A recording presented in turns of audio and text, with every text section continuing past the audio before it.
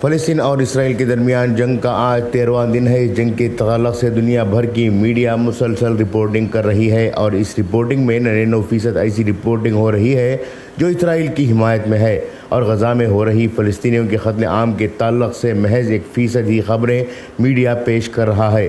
اس کی اصل وجہ جان کر آپ حیران ہو جائیں گے۔ دراصل اس کی اصل وجہ یہ ہے کہ اسرائیل فلسطین کے خلاف میڈیا کو جنگ کے لیے استعمال کر رہا ہے اور مسلسل فلسطینی مجاہدین کے خلاف پروپیگنڈا کرنے کے لیے کرائے کے رپورٹرز کا استعمال کر رہا ہے۔ اس کام کے لیے بھارت سے بھی 100 کے قریب رپورٹرز کو اسرائیلی حکام نے اپنے اخراجات پر اسرائیل کا دورہ کروایا ہے، جہاں سے کئی رپورٹرز مسلسل اسرائیل کی تعریف کے پل باندھ رہے ہیں تو فلسطینی عوام کے درد کو چھپا رہے ہیں۔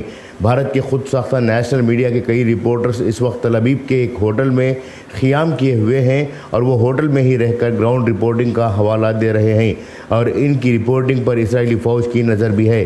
کرناٹک کے سورنا ٹی وی کے ایڈیٹر اجیت ہنومکا نور بھی انہی کرائے کے رپورٹرز میں سے ہیں جو اسرائیل سے گراؤنڈ رپورٹ کرنے کی بات کر رہے ہیں۔ اسرائیل نے ان رپورٹس کو معقول سہولت دیتے ہوئے رپورٹنگ کا موقع دیا ہے اور کرائے کے یہ رپورٹرز باضابطہ طور پر اسرائیل کی حمایت میں کام کر رہے ہیں۔ کچھ لوگوں کا سوال یہ ہے کہ آخر فلسطین کی رپورٹنگ کا فائدہ بھارت کی عوام کو کیسے ہوگا؟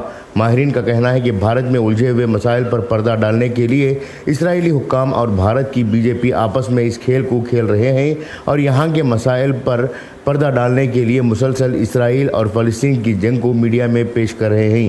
حالانکہ اس طرح کے حالات بھارت کے منی پور میں بھی پیش آئے تھے، جہاں پر پورے 2 مہینوں تک مسلسل نسل کشی ہوئی اور اس نسل کشی کو کسی بھی میڈیا نے اپنے اسپیشل کوریج میں جگہ نہیں دی تھی۔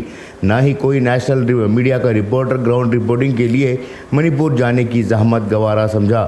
واضح ہے کہ گودی میڈیا کا استعمال کرتے ہوئے نہ صرف فلسطین کے حماس کو بدنام کیا جا رہا ہے بلکہ بھارت کے مسلمانوں کو بھی اس معاملے سے جوڑ کر ٹارگٹ کرنے کی کوشش کی جا رہی ہے۔ بعض میڈیا حماس کے اچانک حملوں اور بھارت کے مسلمانوں کے ذریعے ممکنہ حملوں کو جوڑ کر بھارت کے غیر مسلم برادری میں مسلمانوں کے تعلق سے یہ شبہات پیدا کرنے کا کام کر رہے ہیں۔ ظاہر سی بات ہے کہ جب میڈیا کو کرائے پر لیا جائے تو میڈیا کرایہ دینے والے ہی کی بولی بولے گا۔ بتایا جا رہا ہے کہ اسرائیل میں جو رپورٹنگ ہو رہی ہے وہ اسرائیلی رپورٹرز کی جانب سے ہندوستانی رپورٹرز کو دی جانے والی ویڈیوز اور تفصیلات کی بنیاد پر ہے، نہ کہ بھارت کے میڈیا رپورٹرز وہاں پر گراؤنڈ رپورٹنگ کے لیے نہ ہم غزہ کا دورہ کر رہے ہیں نہ ہی اسرائیل کے سرحدی علاقوں پر۔ بیورو رپورٹ، انقلاب نیوز، بنگلورو۔